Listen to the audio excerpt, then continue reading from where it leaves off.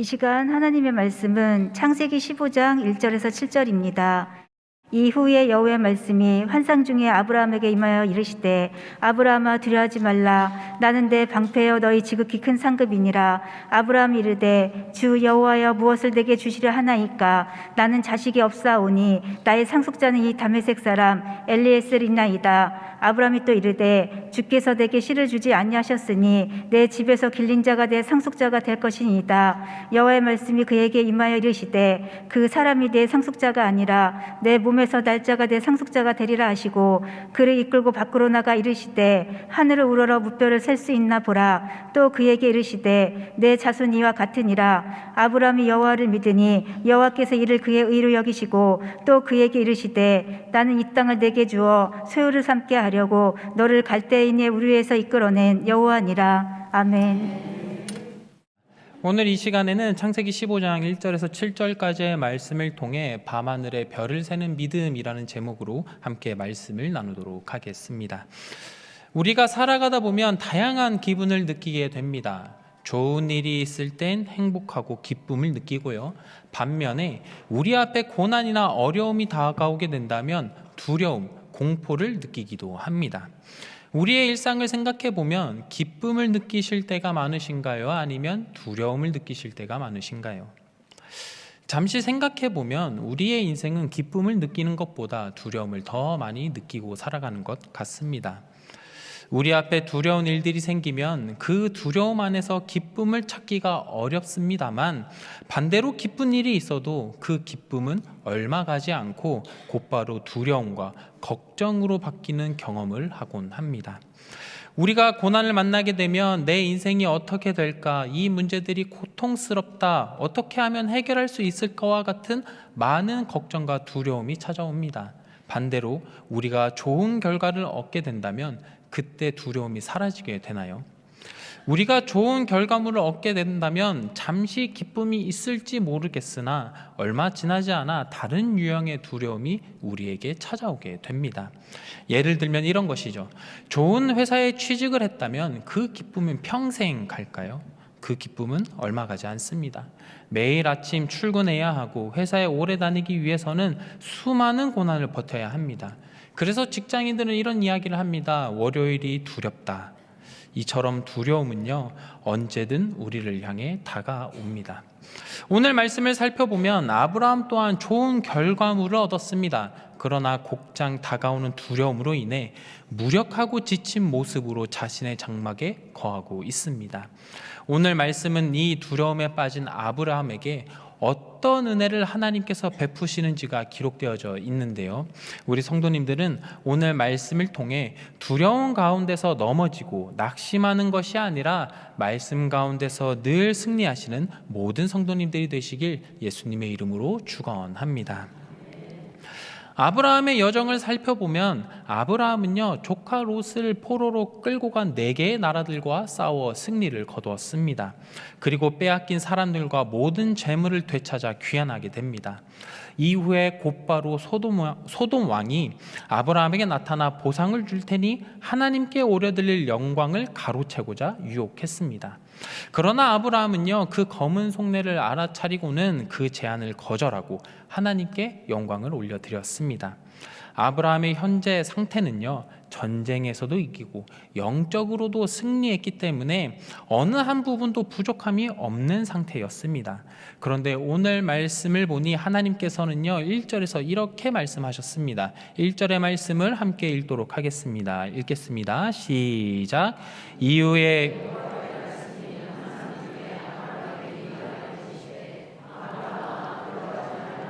나는 내 방패요 너의 지극히 큰 상급이니라. 아멘. 강조된 말씀을 보면 하나님께서는 무엇이라고 말씀하셨습니까? 아브라함아, 두려워하지 말라. 지금 아브라함의 상황은 너무나도 좋은 상황인데요, 하나님께서는 아브라함에게 두려워하지 말라라고 말씀하고 계십니다. 왜 하나님께서는 아브라함에게 두려워하지 말라라고 말씀하고 계신 것일까요? 그 이유는 당연하게도 아브라함이 현재 두려움 가운데 있었기 때문입니다. 세상의 눈으로 볼 때 아브라함은 완벽한 승리자였습니다. 그러나 승리의 함성이 잦아든 고요한 그 밤, 아브라함을 찾아온 것은 평안이 아니라 두려움입니다. 아브라함이 큰 성공을 거뒀지만 두려움이 그에게 물밀듯이 물려오게 된 것입니다. 그렇다면 왜 아브라함은 하나님께서 환상으로 말씀하실 정도로 두려워하고 있을까요? 아브라함이 어두운 밤 홀로 장막에 있을 때 자신의 생존 확률을 계산해 보기 시작했습니다. 잠시 아브라함이 거주하고 있는 마므레 지역의 지도를 보겠습니다. 첫 번째 사진을 보시면 제가 빨간색 테두리로 쳐놓은 것이 마므레인데요. 마므레 지역의 북쪽에는 위에 4개의 나라가 자리 잡고 있습니다.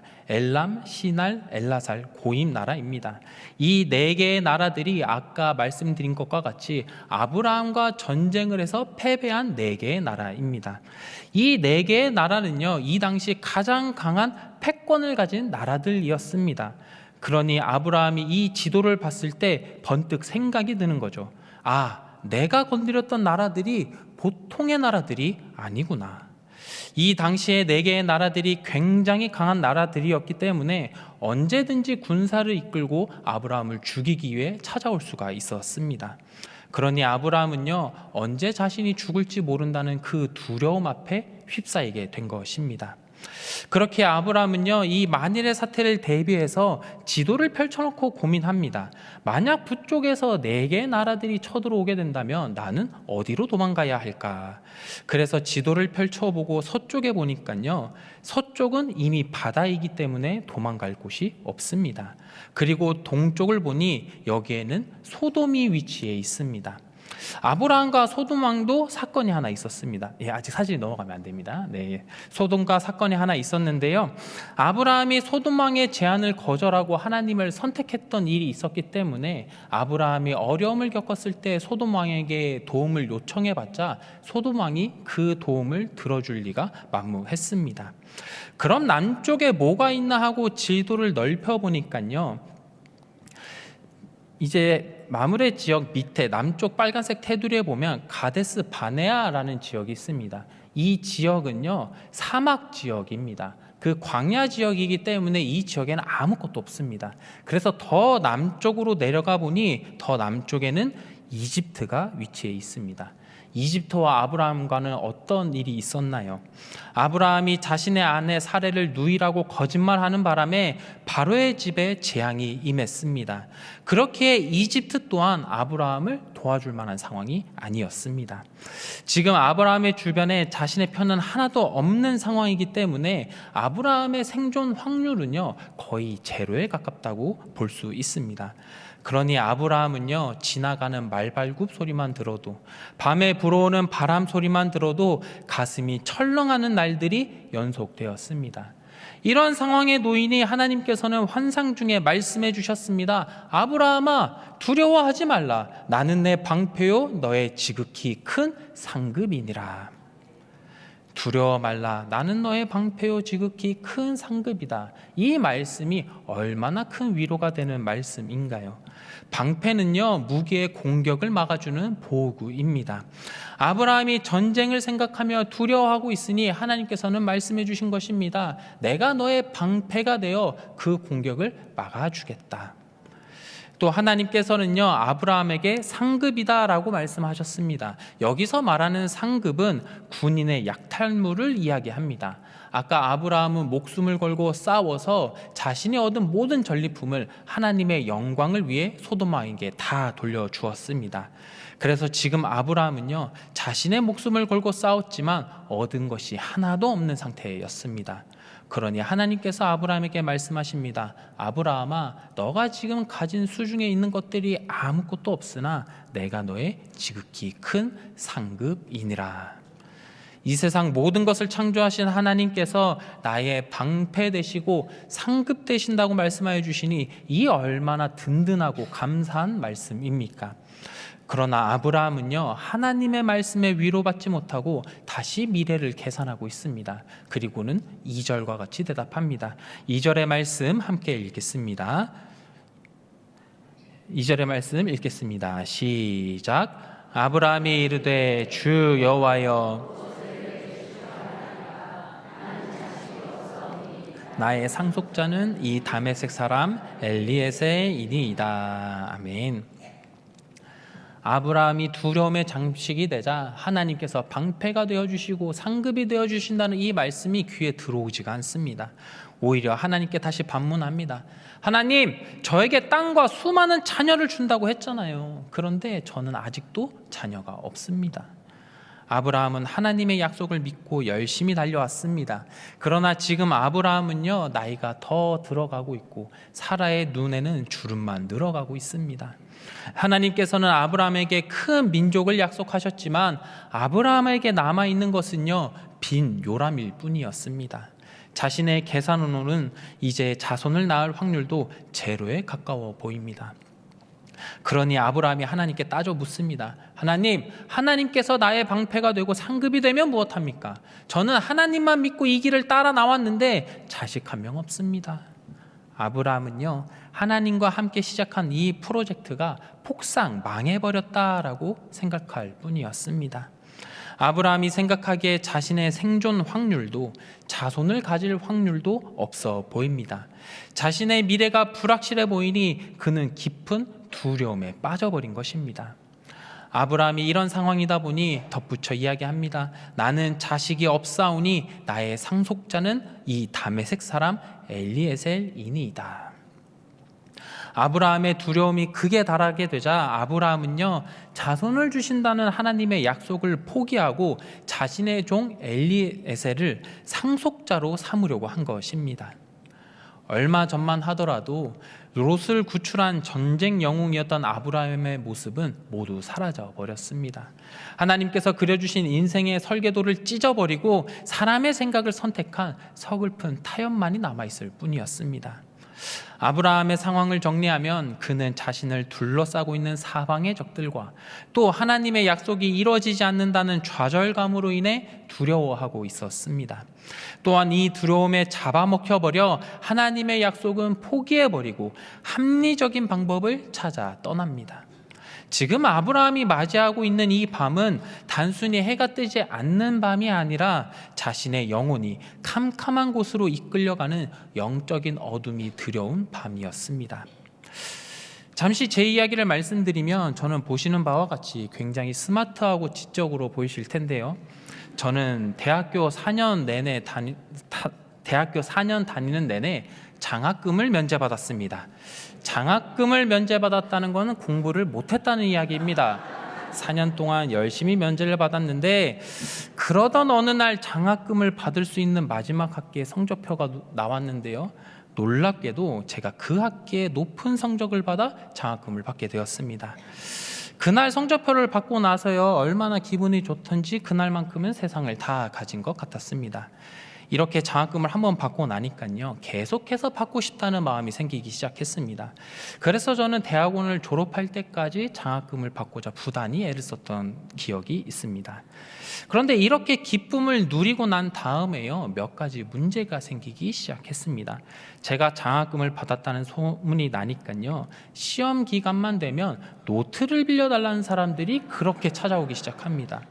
평소에 저에게 한 번도 이런 부탁을 안 했었는데 소문이 나니까 사람들이 찾아오는 것이죠.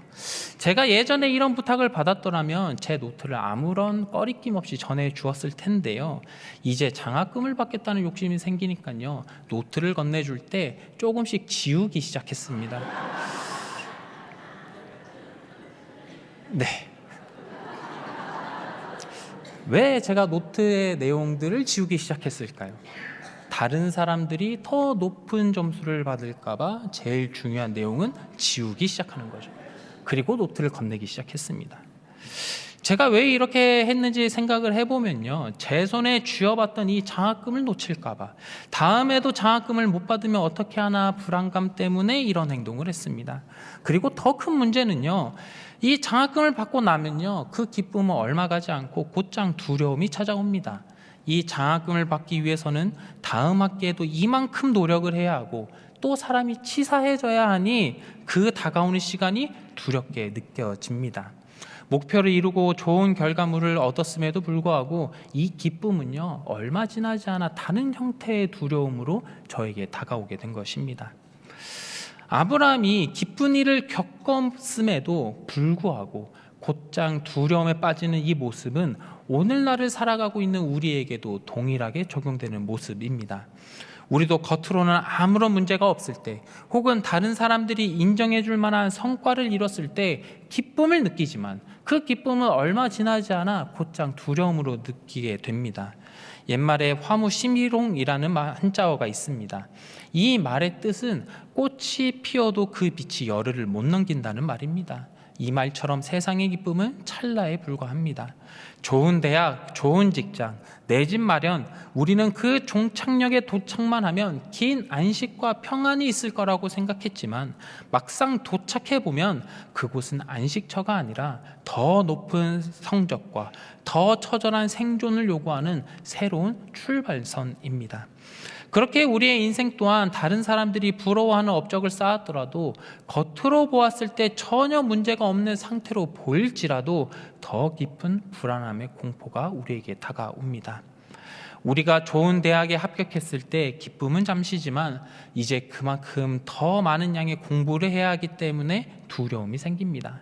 또 좋은 직장에 취직하고 나면 그 기쁨은 잠시지만 직장 또한 총성 없는 정쟁터이기 때문에 끊임없이 경쟁해야 합니다. 더 많은 피와 땀을 흘려야 합니다. 이뿐만 아닙니다. 우리가 좋은 집을 구매했다고 상상해 보겠습니다. 집을 구매했을 때는 기쁨이 있죠. 그러나 시간이 지나 대출금과 이자를 갚아야 할 때 숨이 막혀 옵니다. 또 새로운 사업장을 시작할 때 시작에 설렘은 있지만 시간이 지남에 따라 이 사업장이 망하진 않을까 하며 두려움이 찾아오게 됩니다. 두려움은요, 내가 좋은 일이 있든 나쁜 일이 있든 상관없이 우리에게 범람해 옵니다. 아브라함이 전쟁에서 이기고 난 뒤에 생명의 위협을 느낀 것처럼 우리도 무언가를 이루고 났더라도 곧바로 다른 두려움이 다가옵니다. 우리에게 두려움이 오는 순간은 이뿐만이 아닙니다. 우리를 더 두렵게 만드는 것은 하나님께서 나의 기도에 응답하시지 않는다라는 생각이 들 때입니다. 우리들의 모습을 돌아보면 우리 또한 처음 믿음을 가졌을 때 하나님의 사랑이 나와 함께 하신다라는 이 말씀을 붙들고 시작합니다. 그러나 현실은 어떠한가요? 우리의 삶은 여전히 나아질 기미가 보이지 않고 우리의 건강 또한 점점 약해집니다. 자녀를 위해 눈물로 기도하지만 그 신앙의 방황이 끝날 것 같지가 않습니다. 그러니 우리도 아브라함과 같이 외칩니다. 하나님, 분명히 약속해 주셨는데 저의 요람은 왜 비어 있습니까? 기도의 응답이 없습니까? 그리고는 우리의 마음속에 두려움의 씨앗을 심기 시작합니다. 그리고는 마침내 우리 또한 아브라함이 엘리에셀을 상속자로 세운 것처럼 하나님의 약속을 기다리기보다는 세상의 방법들을 선택하기 시작합니다. 사랑하는 성도님들, 우리도 이런 모습 속에 있지는 않으십니까? 하나님의 역사하심을 기대하기보다는 우리의 신앙을 현실에 맞추기 시작하지는 않으십니까? 하나님의 말씀을 붙들기보다는 세상의 통계, 전문가의 말, 돈의 흐름과 같은 것들을 더 신뢰하지는 않으십니까? 하나님이 보여주셨던 거대한 하늘의 영광은 잊어버리고 발밑에 채이고 있는 먼지들을 바라보고 있으시지는 않으십니까? 아브라함처럼 장막 안에서 불안과 공포의 항복판을 지나가고 있으시지는 않으십니까? 이제 우리는 절망과 두려움으로 가득 찼던 아브라함의 어두운 장막을 떠나 하나님께서 준비하신 은혜의 자리로 나아가고자 합니다. 아브라함이 두려움에 잠식되자 그의 세계는 딱 자신이 거하고 있는 장막의 크기만큼 좁아져 있었습니다. 그리고 그 장막 안에는 늙어버린 아브라함과 텅 빈 요람만이 보일 뿐이었습니다. 이제 그 장막은 인간의 계산기와 절망이 지배하는 공간이었습니다. 하나님께서는요, 이 좌절 가운데 빠져 있는 아브라함을 향해 움직이십니다. 5절의 말씀에 하나님의 행동이 나타나 있는데요, 5절의 말씀을 함께 읽도록 하겠습니다. 시작.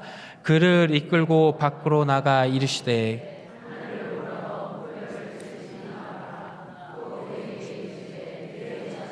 이와 같으리라. 아멘.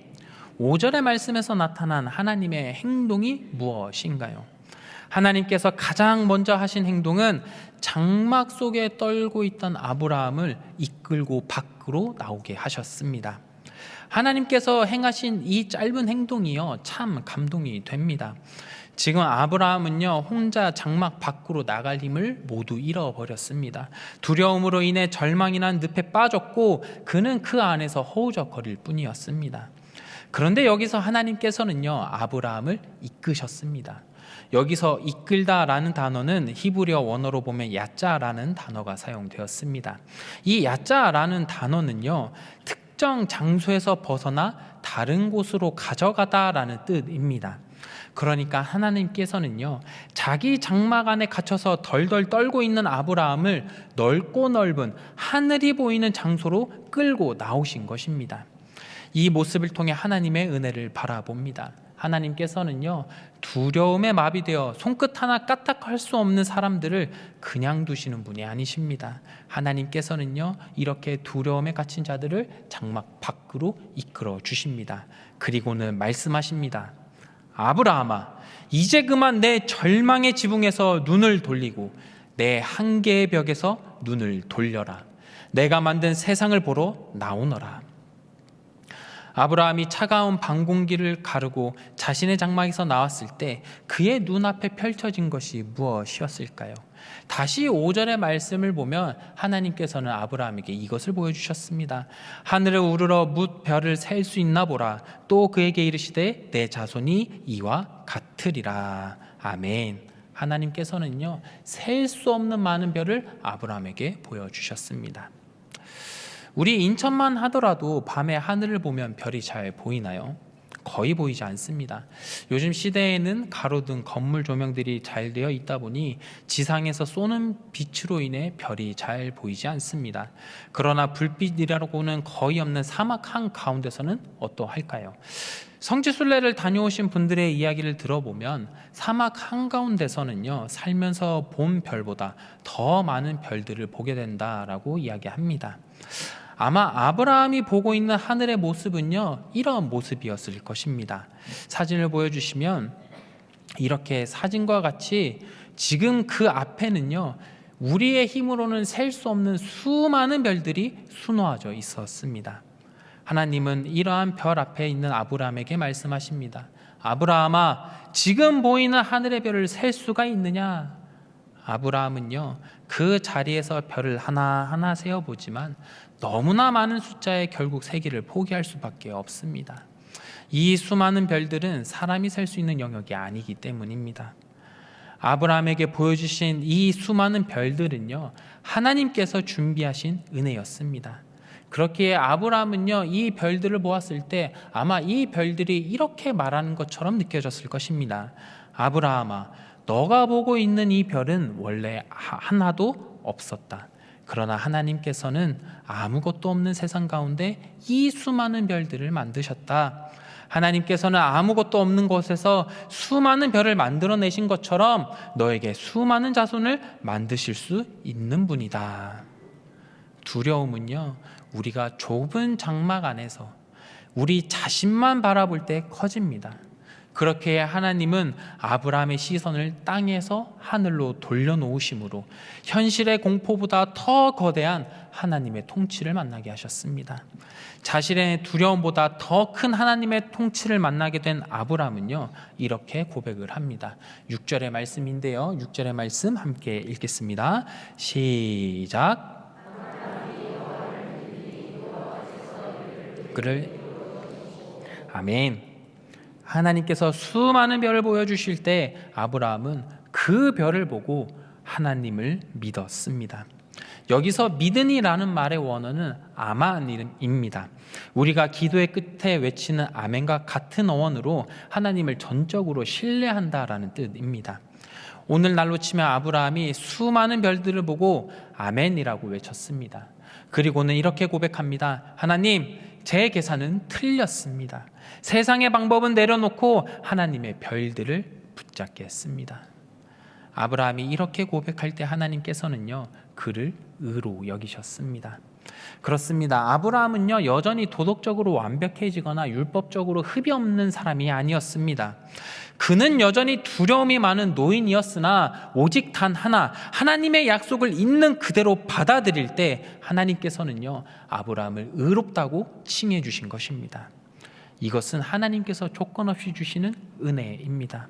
자격 없는 자에게 주시는 하나님의 선물입니다. 이 세상 하늘의 주인이시고 별들의 주이신 하나님께서 이렇게 고백하는 자들과 함께 하십니다. 그리고 아브라함은 하나님의 임재로 인해 마음속 깊이 자리 잡았던 두려움이 물러가고 그곳엔 별보다 더 밝은 은혜의 빛이 스며들어가게 되었습니다. 하나님은요, 흔들리는 아브라함을 몰아세우지 않으셨습니다. 오히려 광활한 밤하늘의 별들을 약속의 증거로 보여주시며 그의 연약한 믿음을 따뜻하게 보듬어 주셨습니다.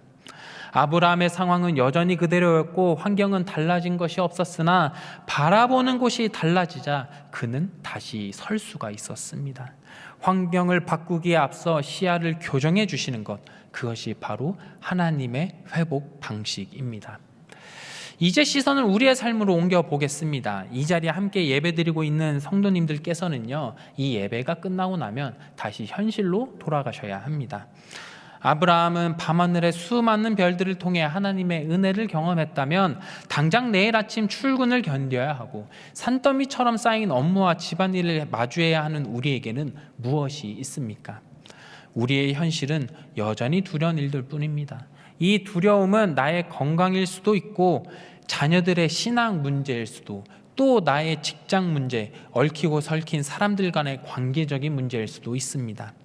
우리는 이러한 두려움 때문에 자꾸만 마음의 지붕은 낮추고 그 좁은 장막, 두려움의 장막 속에 웅크려 떨며 살아가고 있습니다. 그러나 사랑하는 성도님들, 바로 그 순간 하나님께서는 아브라함에게 행하셨던 그 놀라운 일을 우리에게도 행하십니다. 하나님은 아브라함에게 수많은 별을 보여주셨지만 그분의 시선은 단순히 별의 숫자에 머물지 않으셨습니다. 하나님은 그 수많은 별들 넘어 장차 오실 단 하나의 별을 바라보고 계셨습니다. 갈라디아서 3장 16절의 말씀을 보면 하나님께서는요, 약속하신 자손이 여럿이 아니라 오직 한 사람, 곧 예수 그리스도라고 말씀해 주셨습니다. 하나님께서는요, 아브라함에게 보여주신 그 수많은 별들 중 가장 빛나는 별 예수 그리스도를 우리에게 보내주셨습니다.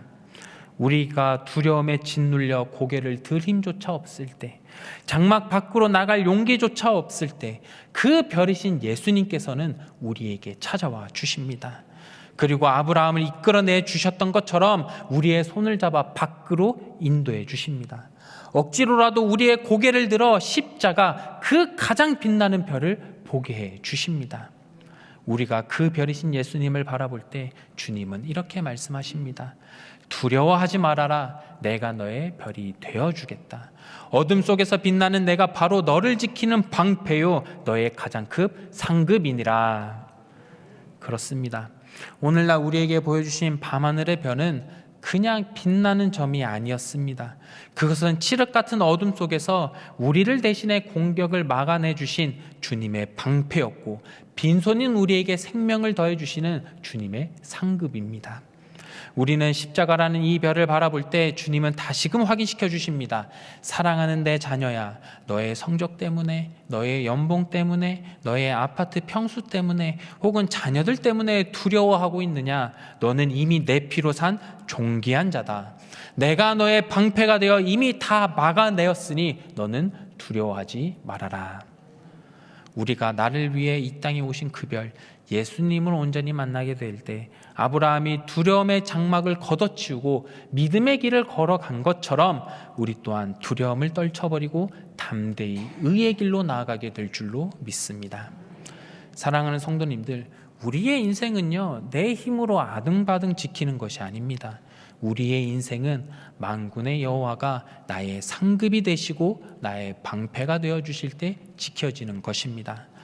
아무것도 없는 캄캄한 우주에 셀 수 없는 별을 만드신 창조주 하나님이 지금 이 자리 우리 성도님들과 함께하여 주십니다. 죽음의 어둠마저 뚫고 승리하신 별인 예수님께서 우리와 함께하십니다. 우리 성도님들이 이 사실을 믿으시고 두려움 가운데 낭망하고 지치고 쓰러지는 것이 아니라 나의 방패요 상급 되시는 주님을 바라보심으로 늘 승리의 길로 강하고 담대하게 나아가시는 우리 모든 성도님들이 되시길 예수님의 이름으로 축원합니다. 이제 말씀을 마치려고 합니다. 사랑하는 성도님들, 우리 성도님들은 어떤 마음으로 이 자리에 나오셨습니까? 혹시 세상 가운데 두려운 마음으로 이 자리에 나오셨습니까? 내가 어찌할 바 모르는 혼란한 가운데 이 자리에 나오셨습니까? 이제 우리는 예배당 문을 나서는 순간 그 치열한 생존의 현장으로 들어가게 될 것입니다. 출근길은 여전히 버겁고요. 치솟는 물가는 우리 가계부를 압박할 것입니다. 또 우리 가족들의 구원을 위해 늘 기도하나 응답이 없는 것 같아 눈물 짓기도 할 것입니다. 그러나 사랑하는 성도님들, 기억하십시오. 지금 우리 머리 위에는 두려움의 장막 밖으로 이끌어내신 예수 그리스도라는 약속의 별이 떠 있습니다. 여전히 빛나고 있습니다. 이제 우리는 현실의 부족함에 한숨 짓고 없는 것을 세어보며 절망하는 인생이 아니라 나를 위해 이 땅에 오신 가장 큰 상급 예수님을 바라보는 사람이 되기를 소망합니다. 가장 밝은 별이신 주님이 내 마음에 계심을 믿을 때 비로소 우리 삶 구석구석에 숨겨진 하나님의 도우심과 은혜를 발견하게 될 것입니다. 하나님이 나를 사랑하신다는 그 사실, 죽기까지 나를 지키시는 예수님이 나의 방패 되신다는 그 사실을 믿고 나아갈 때 우리의 삶은 두려움과 공포를 넘어 참된 평안의 자리로 나아가게 될 줄로 믿습니다. 우리 사랑하는 성도님들, 이번 한 주간도 세상의 풍류에 휩쓸리는 것이 아니라 하나님의 약속을 붙드시며 나의 영원한 방패요 상급 되시는 주님과 함께 밤하늘의 별을 세시며 승리하시는 우리 모두가 되길 예수님의 이름으로 축원합니다. 기도하겠습니다.